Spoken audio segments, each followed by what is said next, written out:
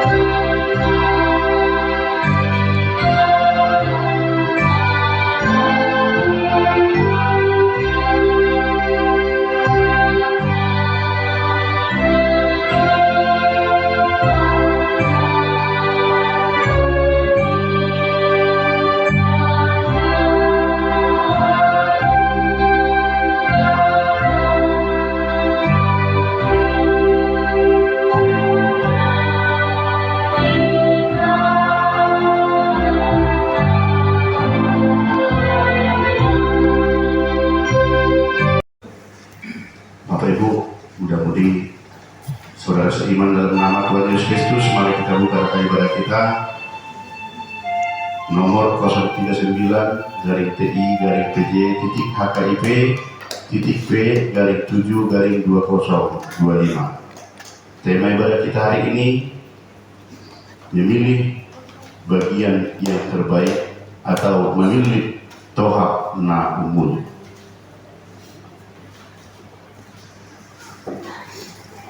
Yang pertama, jadwal ibadah kategorial dan latihan kor serta vokal di gereja masih seperti yang tertera sebelumnya. Yang kedua, statistik kehadiran jemaat ibadah minggu 13 Juni 2025 jadi sebanyak 15 orang, sekali sekolah minggu 6 orang. Pengumuman yang pertama, ibadah minggu dengan mengucap syukur kepada Tuhan, dihimbau kepada semua agar semakin rajin beribadah di gereja serta mengikuti ibadah kategorial. Ibadah masuk pukul 10.30 dilayani oleh pendeta, pimpinan dan unsur pimpinan majelis jemaat HKIP Penerangan. 2. Sarana prasarana pelayanan HKIP Penerangan.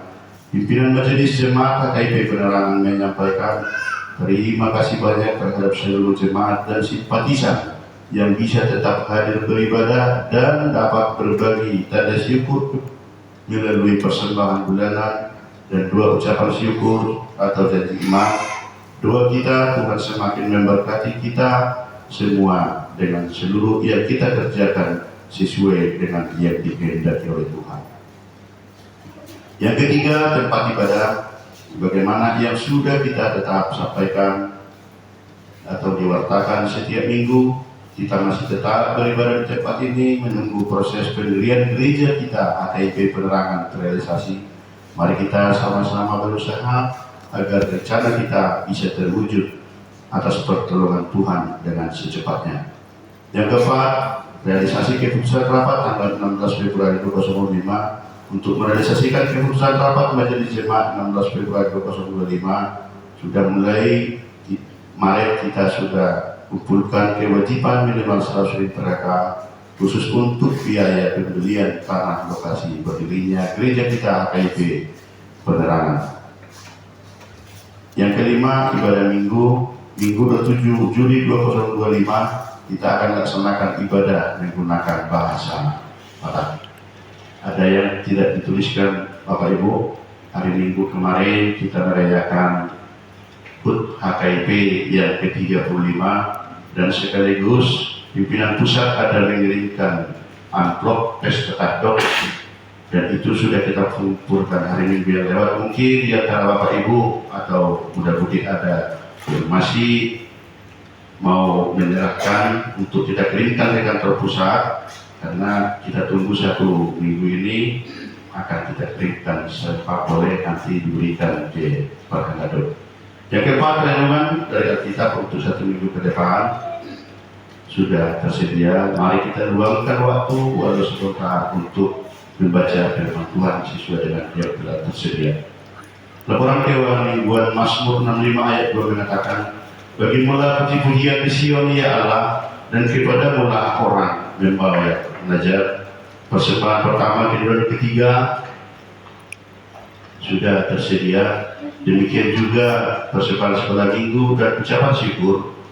Kita menerima ucapan syukur dari keluarga Masjid Dua Hapanjangan Guru Barita, mengucap syukur kepada Tuhan untuk ulang tahun Inang Guru Barita yang ke-34.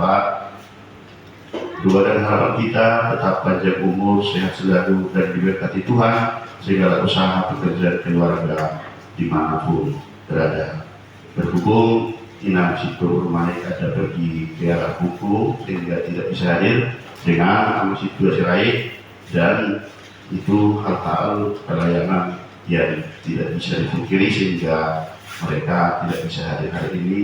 Harapan kita jemaat yang lain pun supaya untuk minggu-minggu datang memberikan waktu dan kesempatan beribadah kepada Tuhan.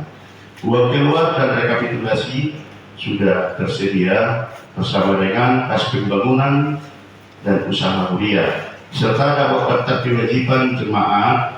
Itu kami lihat sudah ada yang sudah membayar sampai kepada bulan Desember. Terpujilah Tuhan, semakin berkati seluruh pekerjaan dan berkat Tuhan kepada kita seluruh jemaat dan simpatisan. Mazmur 28 ayat 8, Tuhan adalah kekuatan umatnya dan benteng keselamatan bagi orang yang diurapinya. Akhirnya, selamat mengikuti ibadah dan memampatkannya, serta selamat ulang tahun bagi yang merayakannya seminggu yang lewat. Doa dan harapan kita, kiranya Tuhan Yesus semakin memberkati kita semua. Shalom. Kami berikan kesempatan untuk doa kepada yang situ terus. Amin ya Tuhan, melalui mendengarkan dan pemberitaan firman-Mu menjadi kekuatan bagi kami untuk dapat menjalani waktu dan kesempatan yang Tuhan berikan kepada kami. Kami sudah bersedia ya Tuhan, melalui hamba-Mu hadirkan Roh Kudus-Mu kepada kami semuanya, agar kami mendengarkan dan memberitakan firman-Mu dipenuhi oleh Roh Kudus-Mu. Amin. Firman Tuhan untuk ibadah kita hari minggu ini, di minggu 5 setelah Trinitatis, diangkat dari Lukas 10 ayat 38 hingga ayat 42. Mari kita bacakan secara responsorial Bapak Ibu dan mudah-mudi. Kami akan membacakan ayat yang pertama. Maria dan Marta, ketika Yesus dan murid-muridnya dalam perjalanan, tibalah ia di sebuah kampung. Seorang perempuan yang bernama Marta menerima dia di rumahnya. Orang itu mempunyai seorang saudara yang bernama Maria. Maria ini duduk dekat kaki Tuhan dan sedang mendengarkan firman-Nya. Sedang Marta sibuk sekali melayani, ia mendekati Yesus dan berkata, Tuhan, tidakkah engkau peduli bahwa saudaraku membiarkan aku melayani seorang diri? Suruhlah dia membantu aku. Tetapi Tuhan menjawabnya, Marta, Marta, engkau khawatir dan menyusahkan diri dengan banyak perkara. Tetapi hanya satu saja yang perlu. Maria telah memilih bagian yang terbaik yang tidak akan diambil daripadanya. Demikian firman Tuhan, kita nyanyikan firman-Mu Tuhan Allah.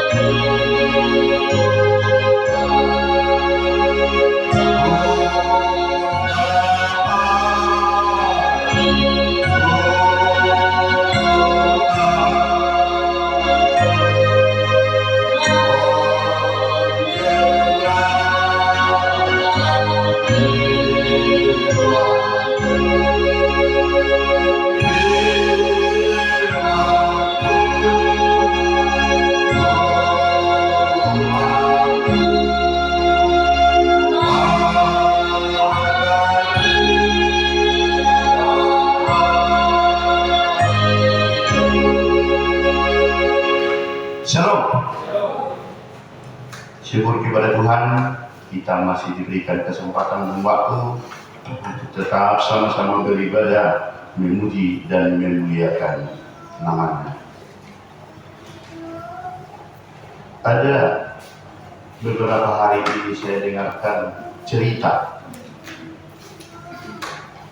agak serius, saya dengarkan dan saya perhatikan. Ini sering kejadian, sama seperti gereja kita Bapak Ibu, yang Bagaran, yang beresort ke Seattle.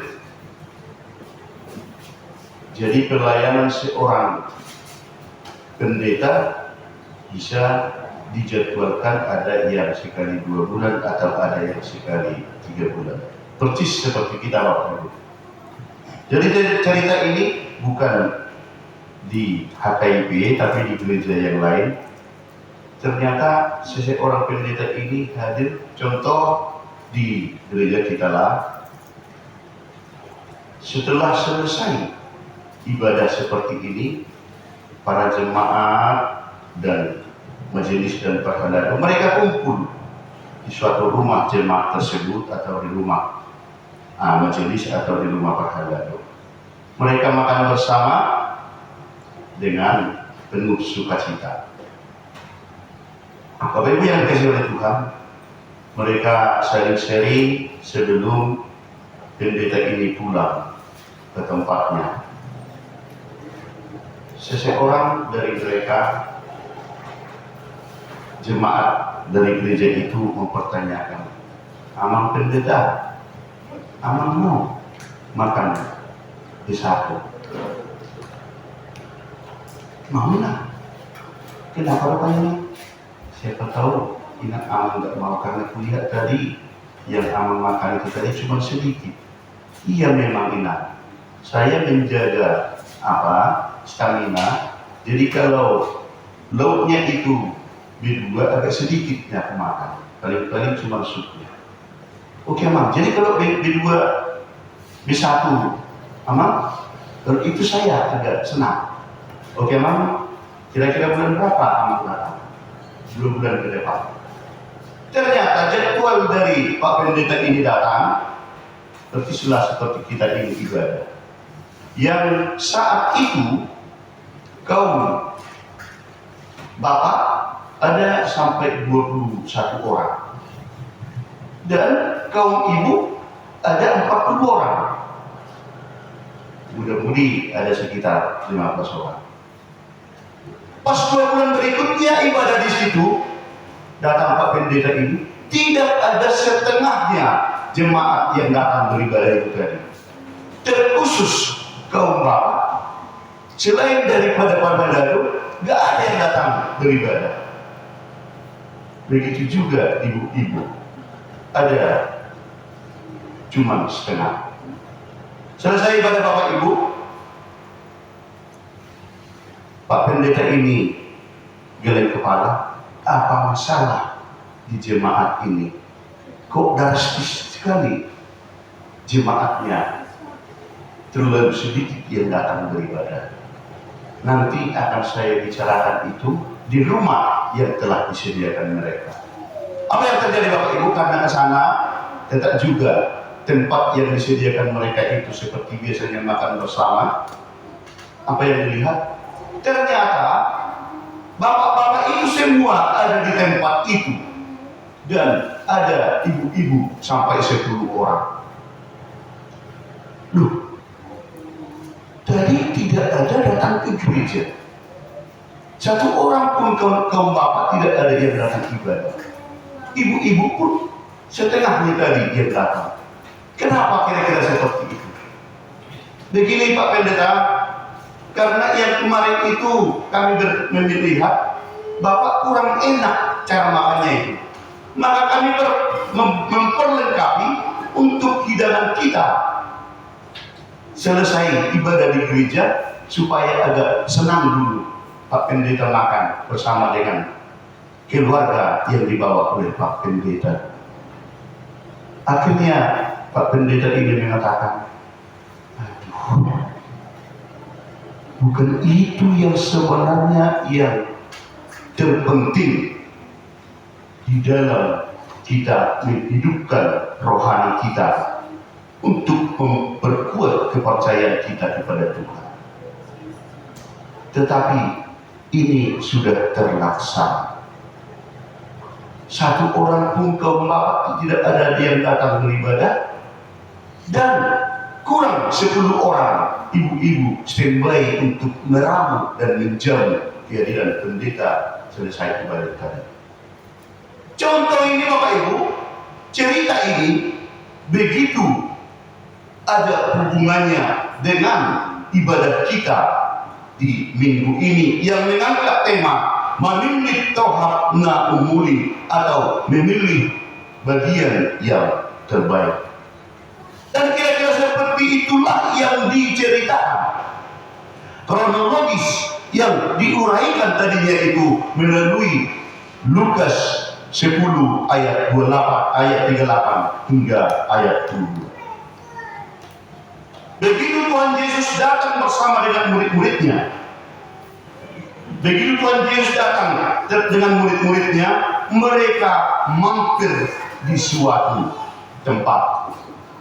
Menurut penulisan daripada Dr. Lukas, bahwa Dr. Lukas tidak menguraikan di mana dan apa nama tempat berhentinya itu Tuhan Yesus bersama dengan murid-muridnya. Di mana mereka bertemu dan di mana kejadian ini di bukunya Lukas tidak diuraikan secara mendetail, tetapi mempelajari dari buku Yohanes ayat 11 bahwa Marta dan Maria tinggal di Betania. Betania yang dekat dengan Yerusalem.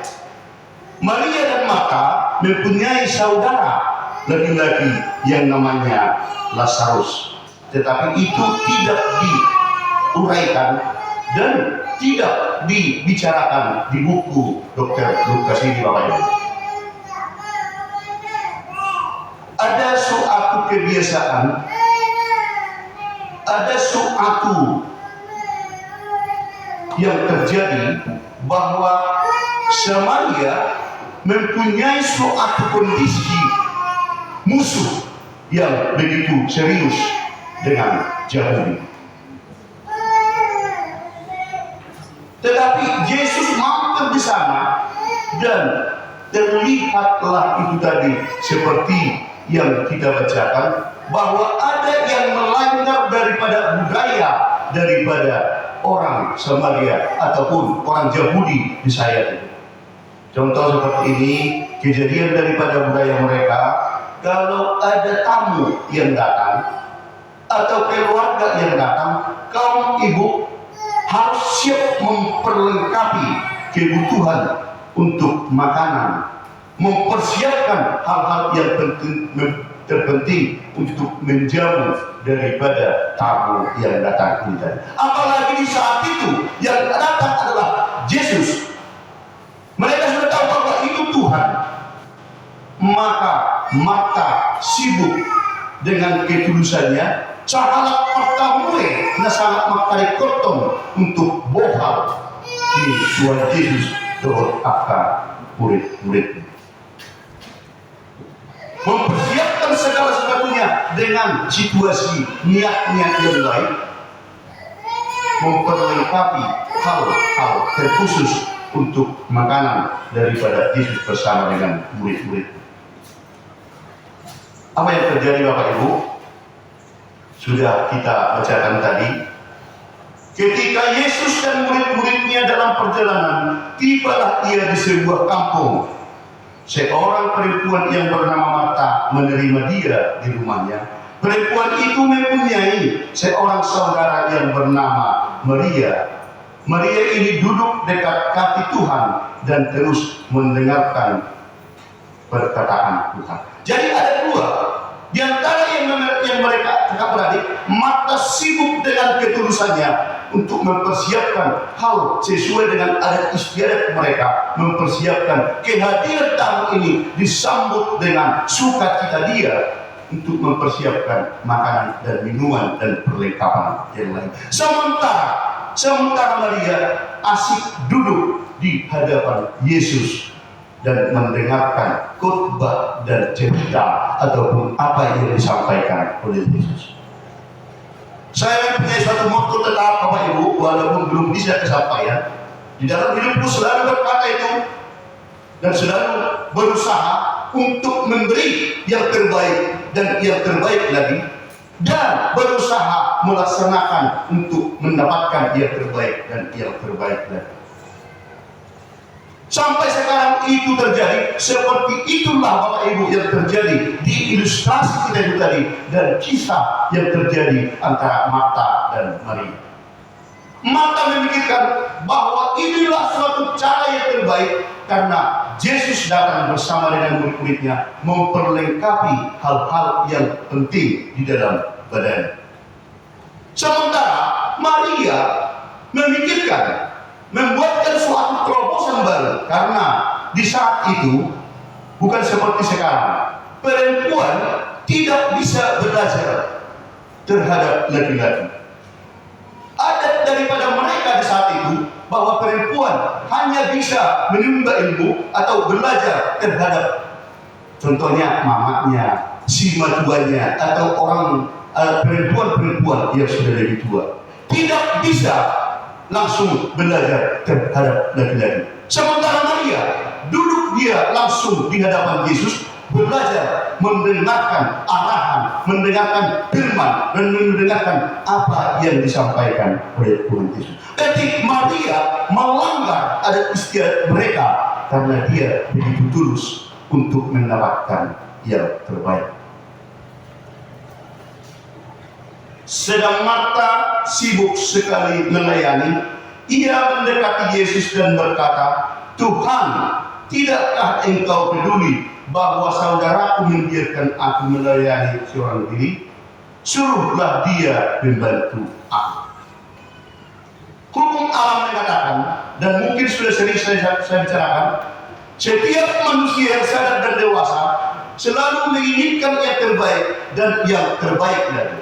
Yang dikerjakan si Marta sudah merupakan suatu hak yang terbaik di dalam pemikirannya yang dilaksanakan kepada Yesus bersama dengan murid-muridnya. Tetapi tidak berimbang antara pemikiran dengan yang dilakukannya.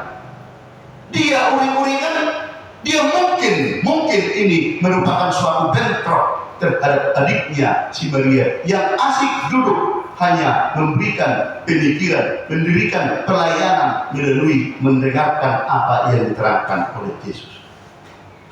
Dan Yesus berkata, "Ya kamu kerjakan ini Marta, baik, tetapi lebih baik daripada yang dikerjakan oleh si Maria ini. Andaikan si Marta tidak kontak ataupun tidak istilahnya itu mempunyai suatu cara mempersalahkan si Maria, mungkin kalau menurut saya menilai tadi, dia adalah the best, yang terbaik dan yang terbaik lagi, memberikan sesuatu yang terbaik melalui badani dan rohani. Tetapi apa yang terjadi? Dia merasa cemburu, merasa tidak terima bahwa si Maria hanya duduk di hadapan Yesus, sementara dia begitu sibuk memperlengkapi kebutuhan tadi. Dari uraian yang terjadi itu Bapak Ibu, ada dua yang menjadi amanah, yang menjadi suatu arahan atau suatu perintah daripada khotbah ini kepada kita, sepertinya yang sudah diuraikan oleh Dr. Lukas di dalam teks yang sudah kita baca ini tadi. Yang pertama sekali, kita harus lakukan evaluasi dengan waktu yang kita jalani. Jangan kita hanya fokus kepada kebutuhan keluarga kita, kebutuhan badani, kebutuhan daripada hidup kita yang sebentar ini menjadi suatu cara tidak memindahkan atau tidak lagi berserah. Itu satu yang diperintahkan oleh khotbah ini kepada kita, Bapak Ibu dan Saudara. Kita melaksanakan evaluasi pergumulan yang begitu besar. pasti banyak situasi yang menjadi ranjau di dalam pemikiran kita. Dengan ini bisa seperti yang dikerjakan oleh si Martain tadi, kita hanya fokus terhadap hal-hal yang penting di dalam kehidupan kita. Contoh, anak yang harus tetap sekolah,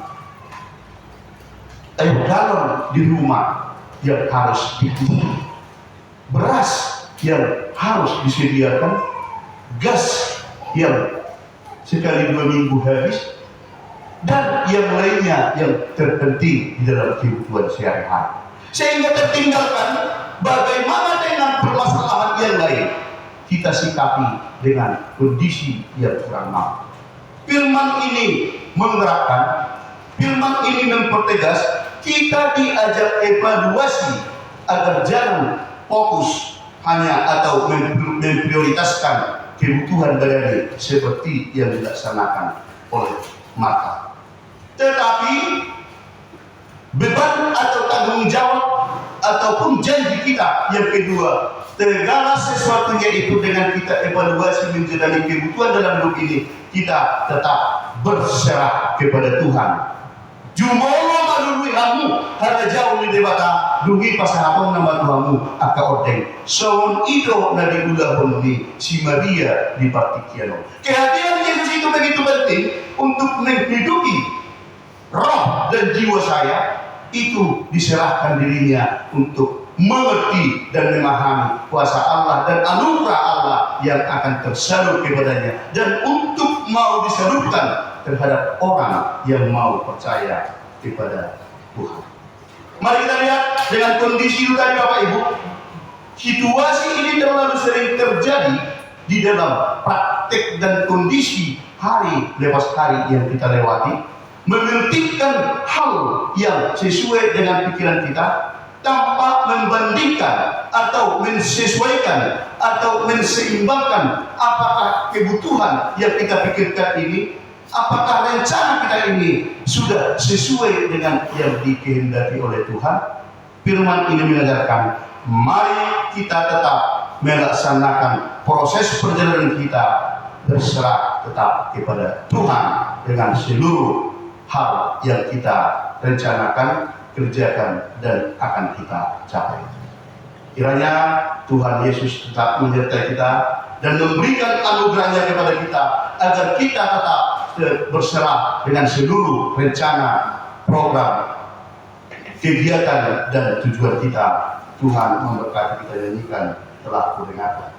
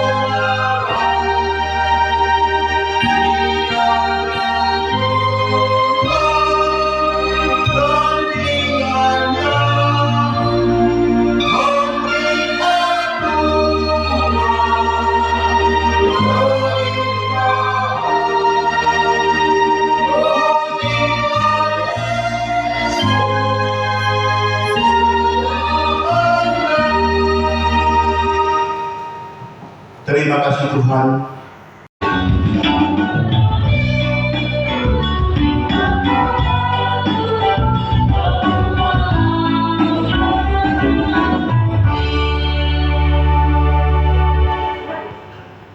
Ya Allah Bapa kami yang di surga, kami mengaku bahwa Tuhan adalah sumber dari segala karunia yang melimpah dalam kehidupan kami masing-masing. Sebagian daripada karunia itu kami serahkan kembali sebagai persembahan kepada Tuhan. Terimalah dan berkatilah persembahan umat-Mu ini agar dapat kami pergunakan untuk pekerjaan dan pelayanan kerajaan Tuhan di dunia ini. Bukalah hati kami untuk mengenal betapa banyak berkat dan karunia yang kami peroleh dari Tuhan, supaya kami senantiasa bersyukur kepadamu di dalam nama Tuhan Yesus Kristus Tuhan kami. Amin. Marilah kita sama-sama mengucapkan doa Bapa kami. Bapa kami yang di surga, dikuduskanlah namamu, datanglah kerajaanmu, jadilah kehendakmu di bumi seperti di surga. Berilah kami pada hari ini makanan kami yang secukupnya, dan ampunilah kami kesalahan kami, seperti kami juga mengampuni orang yang bersalah kepada kami. Dan janganlah membawa kami ke dalam pencobaan, tetapi bebaskanlah kami daripada yang jahat. Karena Engkau punya kerajaan dan kuasa dan kemuliaan sampai selama-lamanya. Amin. Agar kita pulang dengan damai sejahtera dan membawa berkat dari Tuhan, marilah kita sambut berkat dari Tuhan. Tuhan memberkati kita dan melindungi kita. Tuhan menyinari kita dengan wajah-Nya dan memberi kita kasih karunia. Tuhan menghadapkan wajah-Nya kepada kita dan memberi kita damai sejahtera. Amin.